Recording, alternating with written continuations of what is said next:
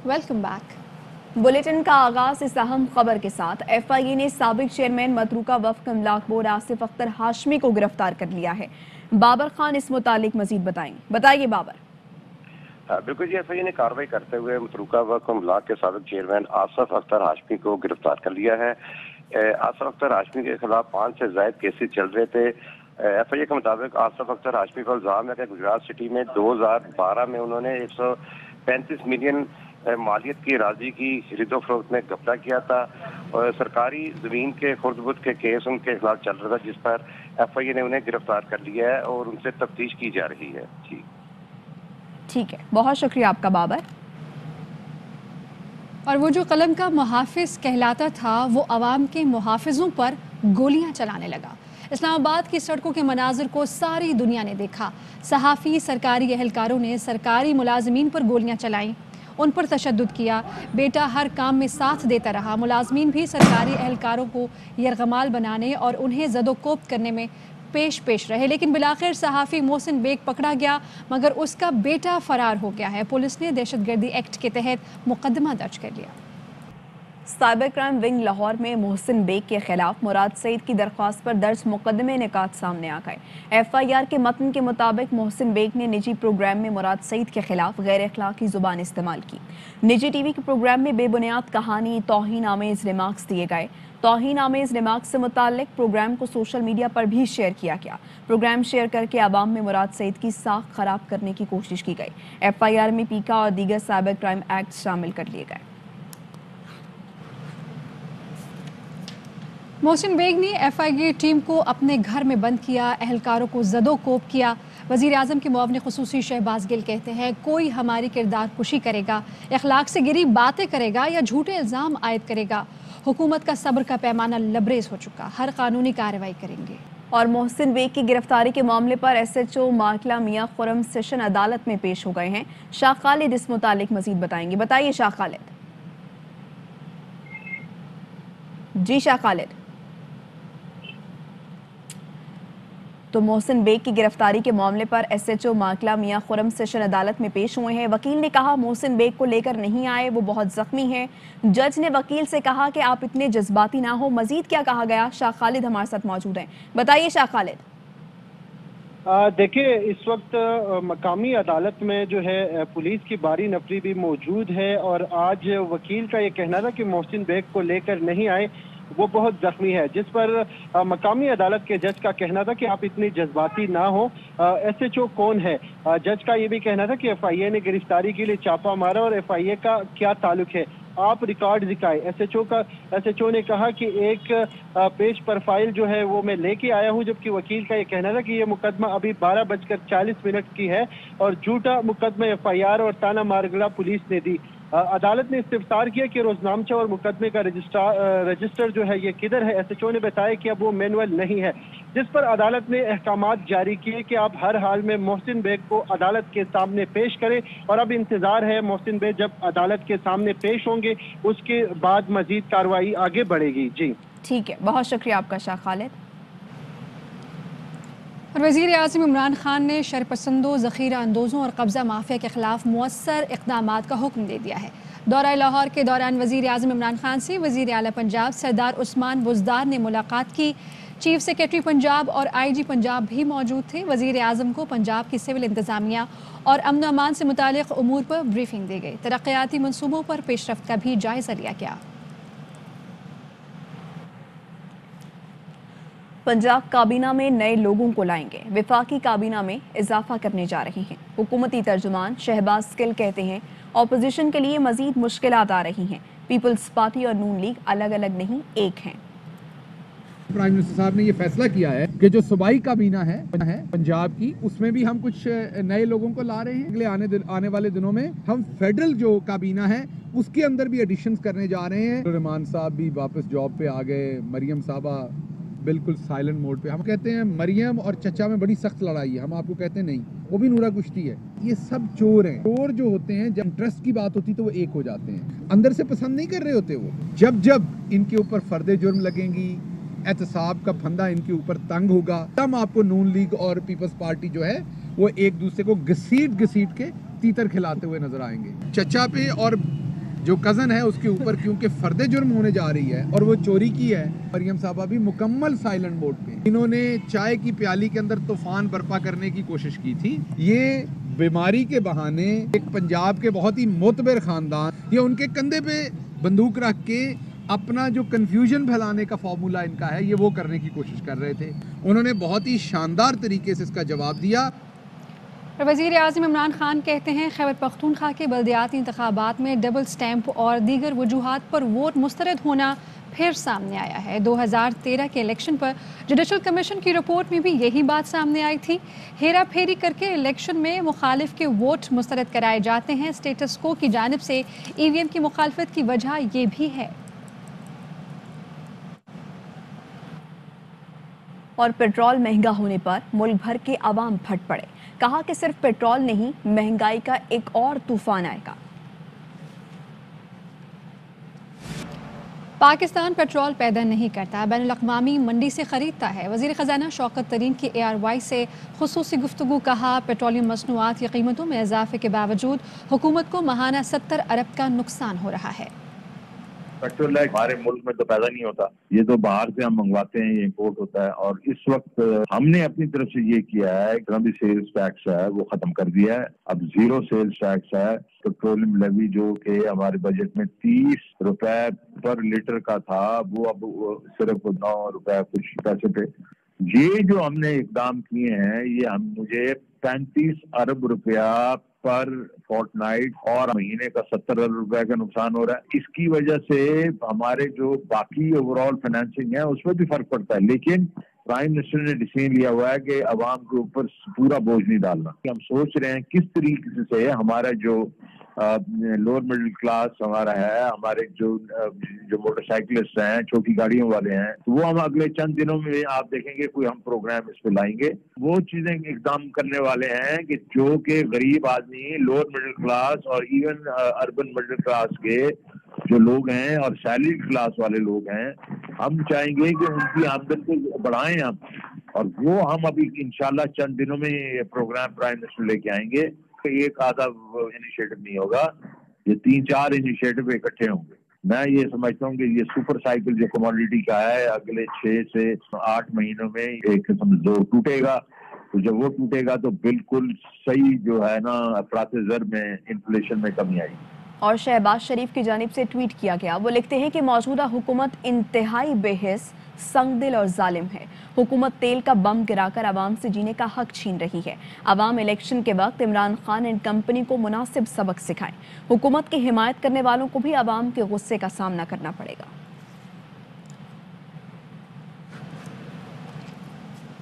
बिलावल भुट्टो ने पेट्रोलियम मसनूआत की कीमतों में इजाफे को मुस्तरद करते हुए ये कहा कि जाते जाते इमरान खान ने महंगाई की बमबारी तेज कर दी है। पेट्रोलियम मसनूआत की कीमतों में इजाफा आवाम की जेब पर डाका है।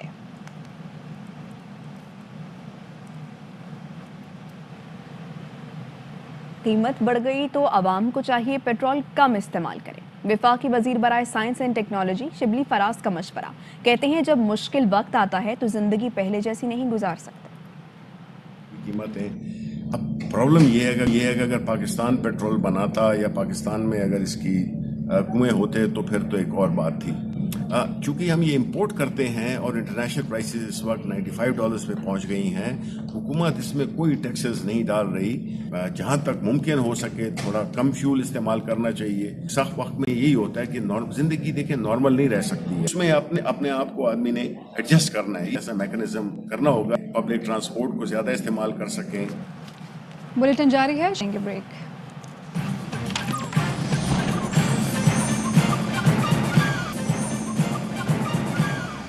Welcome back. जो पार्टी ज़ाब्ते अखलाक की खिलाफ वर्जी करती है उसके खिलाफ कार्रवाई होगी। बानी MKM का कोई नेटवर्क ऑन नहीं हो रहा, ये वाज़े कर लें। जो लोग ये बातें कर रहे हैं वो दिमाग से ये खाम ख्याली निकाल दें।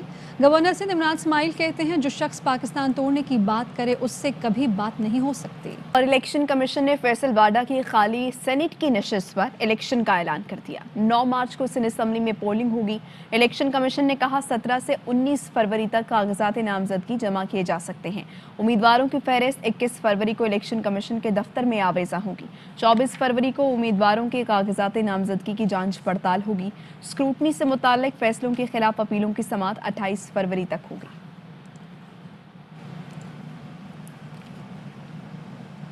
मुस्लिम लीग काफ लीग के पार्लिमानी रहनुमाओं का मुशावरती इजलास आज शाम तलब कर लिया गया है। इजलास की सदारत चौधरी परवेज़ इलाही करेंगे। इजलास में तारिक बशीर चीमा, मोनिस इलाही, सालिक हुसैन समेत अरकान असम्बली शरीक होंगे। मुशावरती इजलास में आइंदा का लाहे अमल तय किया जाएगा। और मियां चन्नू केस में नामजद 38 मुल्जिमान गिरफ्तार कर लिए गए। तर्जुमान पंजाब पुलिस के मुताबिक वीडियोस में शनाख्त के बाद मजीद 5 मरकजी मुल्जिमान को गिरफ्तार किया गया। मरकजी किरदार पर गिरफ्तार मुल्जिमान की मजमूई तादाद 38 हो गई। 7 मरकजी मुल्जिमान को गुज़श्ता रोज गिरफ्तार किया गया। पुलिस ने अब तक 129 मुश्तबा अफराद को हिरासत में लिया है। मुश्तबा अफराद के किरदार का तयन किया जा रहा है। और संगीन जुर्म में मुलव्वस कोर्ट पुलिस मुलाजिम को अब नहीं बख्शा जाएगा। एसपी कोर्ट ने खतरनाक मुल्जिमान को फरार करवाने में मुलव्वस सब इंस्पेक्टर समेत 3 एहलकारों को सख्त सजा देते हुए नौकरी से बरतरफ कर दिया। एसपी कोर्ट आबिद कायम खानी के मुताबिक कोर्ट पुलिस के अफसर समेत 3 एहलकारों को फाइनल शोकॉज के बाद डिसमिस फॉर्म सर्विस किया गया है। बरतरफ होने वालों में अफसर राव अशरफ, यासीन और सुल्तान शामिल हैं।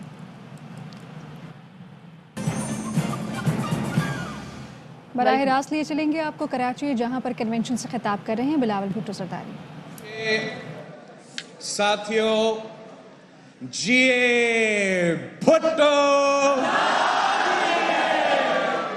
मैं पाकिस्तान पीपल्स पार्टी की स्टूडेंट विंग को, हमारा सिंध पीपल्स स्टूडेंट फेडरेशन को मुबारकबाद देना चाह रहा हूं कि आपकी जिद्दोजहद के नतीजे में, आपकी अनथक मेहनत की वजह से आपने सिंध के सारे तालीमी इदारे के दौरे किए। आपका तंजीम ने मुल्क के जो मुख्तलिफ तालीमी इदारे हैं वहां जाके मुहिम चलाए हैं। पार्टी के अंदर आपने मुहिम चलाया, सिंध भर में मुहिम चलाया, एहतजाज किया और आखिर आपका हक छीन के रखा। वो हक जो आमिर जिया ने यूनियन साजी का हक इस मुल्क के अवाम से छीना और इस मुल्क के तुलबा से यूनियन साजी का हक छीना। शहीद मोहतरमा बेनज़ीर भुट्टो जब पहली बार वजीर आजम बने तो शहीद बीबी ने जहां यूनियंस को बहाल किया तो वहां तुलबा यूनियंस को भी बहाल किया था। मगर अफसोस के साथ शहीद मोहतरमा बेनज़ीर भुट्टो के हुकूमत के खिलाफ साजिशें होती रहें। शहीद बीबी का हुकूमत ख़त्म किया गया और जो हुकूमतें बाद में बने उन्होंने ये हमेशा के लिए यूनियंस पे पाबंदी लगाई। अब स्टूडेंट पाकिस्तान के नौजवान जब 18 साल के हो जाते हैं, आप इस मुल्क का वजीर आजम के इंतखाबात में हिस्सा ले सकते हो। मतलब आप इस मुल्क का वजीर आजम तो चुन सकते हो। जंग के हालात हो जाएंगे तो आपको जंग के लिए भी तैयार किया जा सकता है। आप जंग भी लड़ सकते हो, हथियार उठा सकते हैं, भारत के खिलाफ आप जंग लड़ सकते हो। किसी भी मुल्क का हमला होता है तो हमारे नौजवान सफ़े अव्वल का किरदार अदा करते हैं। मगर जब आपकी अपनी नुमाइंदा चुनने की बारी आए तो आपके पास ये भी इख्तियार नहीं था कि आप अपना नुमाइंदा को खुद मुंतखब करें। अब ये कैसे मुमकिन है कि अगर पाकिस्तान को कायद आज़म मोहम्मद अली जिन्ना ने मुल्क बनाया तो वो इसी तशद्दुद के नतीजे में नहीं, किसी जंग के नतीजे में नहीं, वो सियासी जमहूरी पुरअमन जिद्दोजहद के नतीजे में हमें मुल्क मिला। जब कायदे अवाम ने हमें आईन दिया, जब कायदे अवाम ने पाकिस्तान में जमहूरियत दी, जब पाकिस्तान में पाकिस्तान की हर शहरी को वोट का हक दिलवाया, तो हमने कोई जंग नहीं लड़ा। हमने सियासी तरीके से, जमहूरी तरीके से पुरअमन जिद्दोजहद लड़के जमहूरियत को बहाल किया।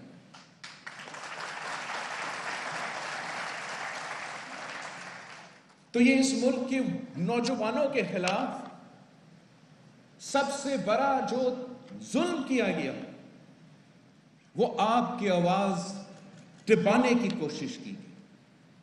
आपसे आपके जो मसाइल हैं, उन पे आपको ना सिर्फ बोलने की इजाजत नहीं, ऑर्गेनाइज होने की इजाजत नहीं, आपके मसाइल के बारे में अवेयरनेस फैलाने की इजाजत नहीं।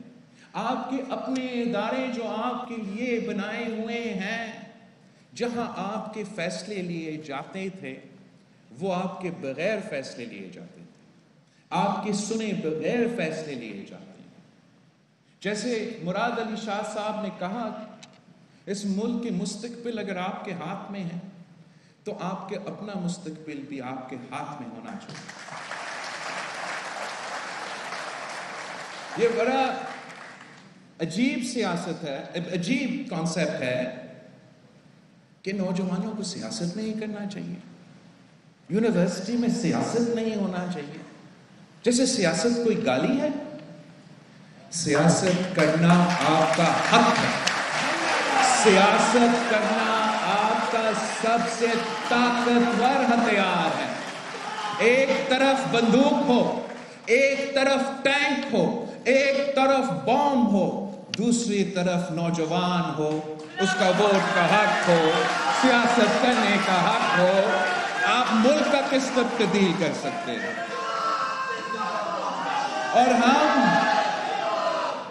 हम जो पाकिस्तान के मुआशरे पे कॉन्वर्सेशन होता है, जब हम सोचते हैं कि हमारे मुआशरे में इतना तशद्दुद, इतना वायलेंस क्यों फैल चुका, इतना जुल्म, इतना बर्बारियत क्यों हो रहा है, मजहब के नाम पे सियासत क्यों की जाती है, एथनिक लाइंस में बरादरी के कॉन्सेप्ट पे क्यों स्पेस लिया जाता है, तो वो इसलिए कि आप पे पाबंदी डाली गई थी कि आप नजरियाती तौर पे मंशूर लेके सियासत नहीं कर सकते।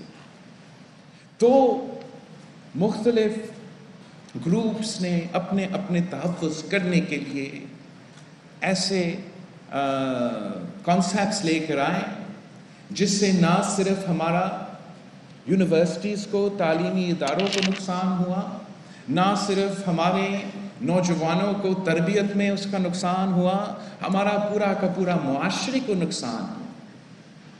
अब जब आपके पास अपना हक है, आप अपने ही जिद्दोजहद खुद लीड करेंगे, और आपसे जो बाकी हुकूक छीने जा रहे हैं, वो भी हमने वापस छीने, वो भी हमने हासिल करना। तालीमी इदारे में जिस तरीके से, जिस तेज़ी से आपका फीसों में इजाफा हो रहा है, वो आप सबके सामने है।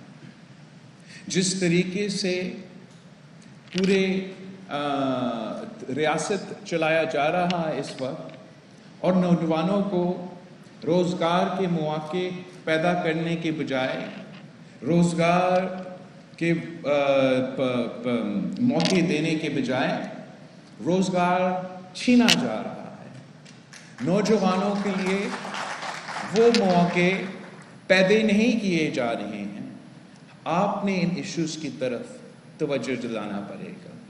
दिन हर दूसरा दिन कहीं ना कहीं पूरा सिलसिले, मगर मुल्क भर में से तालीमी इदारे से, मुख्तलिफ इदारे से हरासमेंट का केसेस सामने आ रहे हैं। अब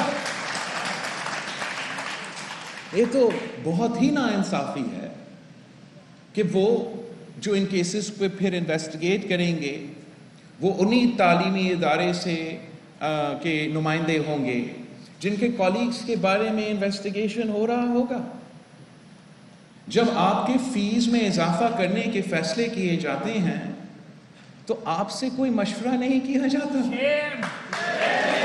जब पूरा मुल्क में एक नया करिकुलम, सिंगल नेशनल करिकुलम के नाम पे मुल्क पे मुसल्लत किया जाता है तो एक नौजवान से, एक स्टूडेंट से पूछा तक नहीं जाता कि ये सही है या नहीं है। अब आप अपने फैसले खुद लेंगे इंशाअल्लाह ताला। स्टूडेंट यूनियंस का बहाली तो हमारा पहला कदम है। आप इंशाअल्लाह ताला अब जब हमारे स्टूडेंट्स ऑर्गेनाइज होंगे तो आप ना सिर्फ अपने हकूक के लिए जदोजहद करेंगे, अपने मुस्तकबिल के फैसले करेंगे, मगर अगर पीपी का हुकूमत होगा तो आप खुद हुकूमत भी चलाएंगे। आपके सामने बैठे हुए हैं आपका एजुकेशन का वजीर सरदार शाह साहब, इस्माइल राहू साहब आपके सामने बैठे हैं और ये जो पाकिस्तान पीपल्स पार्टी का PSF का तंजीम है या जो भी तंजीम, जो भी यूनियंस के इलेक्शंस इंशाअल्लाह ताला आगे जीत के अपने इदारे के नुमाइंदे बनाएंगे तो आप लोग ये दोनों डिपार्टमेंट्स चलाएंगे इंशाअल्लाह। और मुझे अगर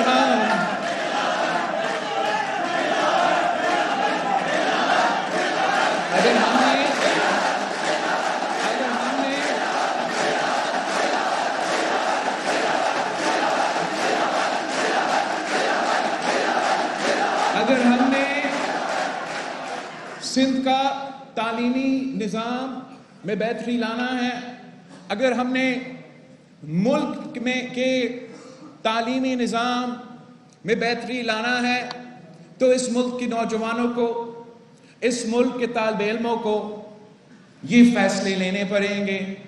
खुद आपने तालीमी इदारे के फैसले लेने पड़ेंगे ताकि आपके मुफाद में फैसले लिए जाएं और तालीमी इदारे स्टूडेंट्स से लेने के बजाय सिर्फ और सिर्फ इनका काम ये है कि आपको देना है, आपको तालीम के जो शोबे है उसमें आपको मदद करना है और आपके सारे हुकूक का तहफ़्फ़ुज़ करना है।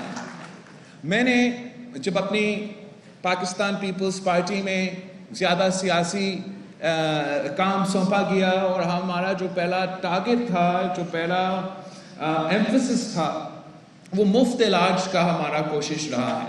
वो इसलिए कि ये शहीद बीबी और भुट्टो शहीद का नज़रिया भी था और हम इस कोशिश पे लगे रहे हैं। और आप वैसे आपको तो पता है कि NFC और बाकी हमारा वसाइल के क्या मसाइल है, मगर मसाइल की कमी के बावजूद ज़्यादा मेहनत की वजह से, सही लोगों को सही जगह पे जिम्मेदारी देने की वजह से हमने ऐसे शानदार सेहत के इदारे बनाए हैं जो आलमी सतह के, आलमी स्टैंडर्ड्स के इदारे भी हैं, मुफ्त इलाज भी पहुंचाते हैं, ना सिर्फ कराची में मगर सूबा भर में ऐसे काम करते हैं।